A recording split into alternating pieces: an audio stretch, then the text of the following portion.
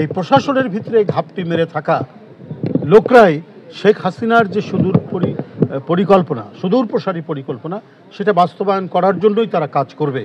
শেখ হাসিনা পালিয়ে গেছে, পতন হয়েছে, কিন্তু তার যে রেখে যাওয়া তার যে প্রেতাত্মারা, তার দোসররা, তারা তো চায়নি। তার প্রশাসনে আছে, তারা প্রশাসনের বিভিন্ন ক্ষেত্রে তারা অবস্থান নিচ্ছে এবং বর্তমান যে অন্তর্বর্তীকালীন সরকার তারা যেন ব্যর্থ হয়, এখানে একটা অবাধ সুষ্ঠু নির্বাচন যাতে ব্যর্থ হয়, একটা পাতানো কোনো পরিকল্পিত অস্থিরতা এবং নৈরাজ্য তৈরি করে ডক্টর ইউনূস সাহেব তত্ত্বাবধায়কের যিনি প্রধান, তিনি যাতে অন্তর্বর্তীকালীন সরকারের যিনি প্রধান, তিনি যাতে অবাধ সুষ্ঠু নির্বাচন না করতে পারেন, সেটার জন্য তো তারা প্রস্তুত আছেই।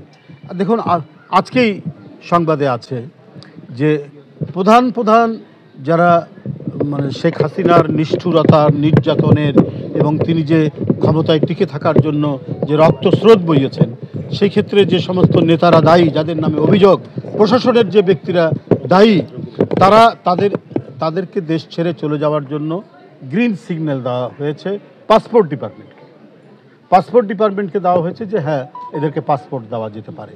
কিন্তু এইরকম যাদের অপরাধের অভিযোগ আছে এবং যারা অপরাধী হতে পারেন, তারা তো গ্রিন সিগন্যাল পেতে পারে না প্রশাসনের দিক থেকে।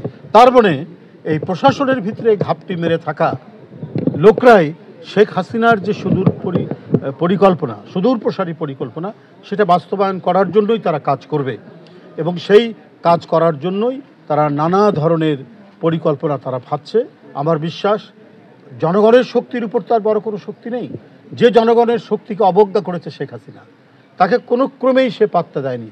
আলটিমেটলি তাকে জনগণের শক্তির কাছেই, ছাত্র জনতার আন্দোলনের কাছেই পরাজিত হয়েছে। এখন নতুন করে যতই ষড়যন্ত্র, চক্রান্ত বা একটা মাস্টার প্ল্যানের পরিকল্পনা করা হোক না কেন, এরা পরাজিত হবে এবং এদেশে গণতন্ত্র ফিরবে, অবাধ সুষ্ঠু নির্বাচন হবে।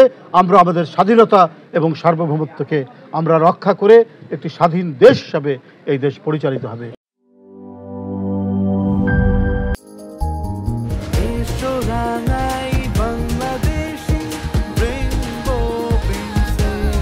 রেইনবো পেইন্টস, ছড়াও জীবনের রং।